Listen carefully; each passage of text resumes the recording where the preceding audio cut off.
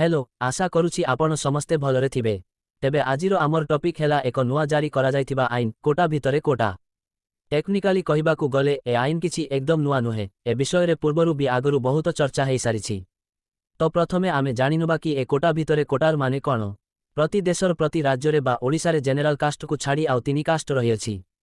AC माने अनुसूचित जाति, एसटी माने अनुसूचित जनजाति, ओबीसी और सीबीसी माने अन्यान्य पछुआ वर्ग और सामाजिक एवं शिक्षात्मक भावरे पछिया वर्ग। तो एबे जो जजमेंट आसीछि सेटा एबे पाई तो केवल एसी आउ एसटी कास्ट पाई ही आसीछि। बाकी परे ओबीसी और सीबीसी पाई मध्य एमिति नियम आसी पारे, किंतु एबे पाई तो खाली एसी आउ एसटी पाई कोन करा जाइछि चालंतु जानिबा। देखंतु एहाकु बहुत सहजरे मु आपमानंकु ए छोटिया कहानी माध्यमरे कहिबी। तो एठी आमे दुई व्यक्तिंको उदाहरण नेबा। जणे मानिनियंतु होछि राम आउ जणे श्याम। ए दुई पुओंको बयस समान आउ दुई जण उभय पछुआ कास्टरु आसंती। धरी नियंतु सेमाने उभय एसी एसटी किंबा सीबीसी परि पछुआ कास्टरु।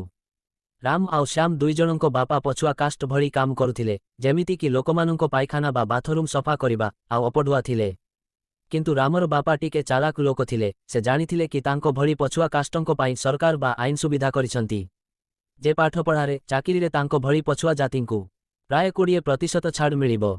तो रामर बापा एहार सुविधा नै राम को स्कूल पठाइले आउ राम ता परिवार रे प्रथम शिक्षित हेला। किंतु श्यामर बापा एते चालाक नथिले बा कौनसी कारणरू से ए नियम विषय रे जानि नथिले। तो से निज परिवार अनुजाई श्याम को भी छोट बेलू काम करिबारे लगाई देले। से भी अशिक्षित रहीगला। समय बीती चालिला। दुहें राम आउ श्यामर बयस हेला। सेमाने निज निज संसार कले। राम एबे पाठ पढ़ी सारी चाकिरी पाई थिबा ता कोटा साहाज्यरे एबे गोटे बैंक रे चाकिरी करुछि आउ बयस्क हेबा हेतु एबे ता मासिक दरमा 60,000 पर्यंत हेलाणी। से एबे भलरे अछि। से ता छुआकू भी एबे गोटे प्राइवेट कॉलेज रे पाठ पढ़ाई पारुछि। आउ श्याम ता बापा परी ही गोटे पायखाना बा बाथरूम सफा करिबा बाला हेछि। किंतु बयस्क हेबा हेतु से भी एबे ता परी पछुआ कास्ट पाई थिबा सुविधा विषय रे जानि सारिछि आउ से निज छुआ पाई भी कोटा साहाज्यरे ताकू पढ़ाइबारे सक्षम हेछि। आउ किछि समय परे एबे समय हेछि दुहें राम आउ श्याम दी छुआंको चाकिरीर पाळी। से दुहें कोटा साहाज्यरे चाकिरी पाई आशा करिथिले, किंतु पुणी थरे भाग्यवशत एठी रामर छुआकू ही चाकिरी मिलिगला।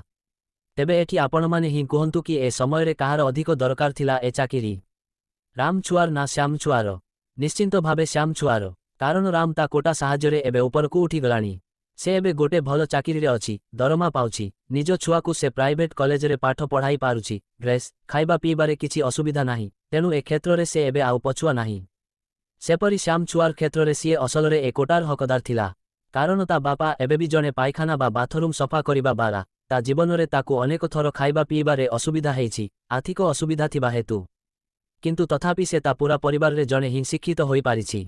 तेणु एहीपरि अन्याय को बंद करिबा पाई एपरि कोटा मध्यरे कोटार व्यवस्था करा जाइछि। नियम अनुसारी एसी एसटी जोमाने राम परी उपरकू उठी सारिछंती, कौनसी भल पदवी रे अछंती, सेमानंकु बा तांको परिवारे आगकू तांको वंशधरंकु आउ कोटा व्यवहार करि पारिबेनी। कारण सेमाने एबे एसी एसटी कास्टर उपर स्तरकू उठी सारिछंती। तेणु एबे सबु राज्यंकु एपरि जातिगुड़िकु गणना करिबाकू पड़िबो। देखाइबो कि कौ जाति राम परी उपर स्तरकू आर्थिक भावे उठी सारिछंती आउ कौ जाति श्याम परी एबे भी तळुआ अछंती। एवं सेई तळुआ लोकमानंको पाई ही एही कोटा रखाजिबो। पुणी प्रश्न आसे कि केमिति ए उपरुआ आउ तळुआ निर्णय हेबो। नियम अनुसारी सरकार गोटे वार्षिक आय देबे। जदि सेतिकी बा ता ठारू अधिक गोटे परिवारर वार्षिक आय हुए तेबे से परिवार आउ एसी एसटी कास्ट सर्टिफिकेटर व्यवहार करि पारिबेनी, कारण वार्षिक आय अनुसारी से उपर स्तरकू उठी सारिछंती। सेहीपरि जदि ए निर्धारित वार्षिक आय तळे जदि गोटे परिवार थिबो ताहाले जाई तांकू असल एसी एसटी कोटा मिलिबो चाकिरी बा एजुकेशन क्षेत्ररे।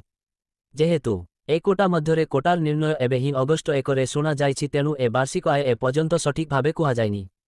ए कोटा मध्यरे कोटार जजमेंट पाई सुप्रीमकोर्ट रे 7 जणिया जज बसिथिले। कोटा मध्यरे कोटा सहित आहुरी भी किछि एडिशनल तथ्यगुड़िक सबु थिला, जेमिति कि ए कोटा मध्यरे कोटा पाई पंजाब आंध्र प्रदेश रे मध्य किछि किछि जजमेंट पूर्वरु दिया जाइथिला आउ एमिति सबु किछि एक्स्ट्रा कथागुड़िक मुन ए भिडियो रे कहि नाही, कारण ए सबु एडिशनल जहाँ सबु इम्पोर्टांट थिला एहा सहित जड़ित से सबु मु आपण समस्तंकु सहज भावे कहिबाकू चेष्टा करिछि। आशा करुछि आपणमानंकु ए भिडियोरु किछि शिखिबाकू मिलिथिबो। जदि आउ किछि आपणमानंको मध्यरे ए कोटा मध्यरे कोटा विषय रे जानिथिबे तो तळे कमेंट रे निश्चय लेखिबे आउ निज सांगसाथी मानंकु सह शेयर करिबाकू भूलिबेनी।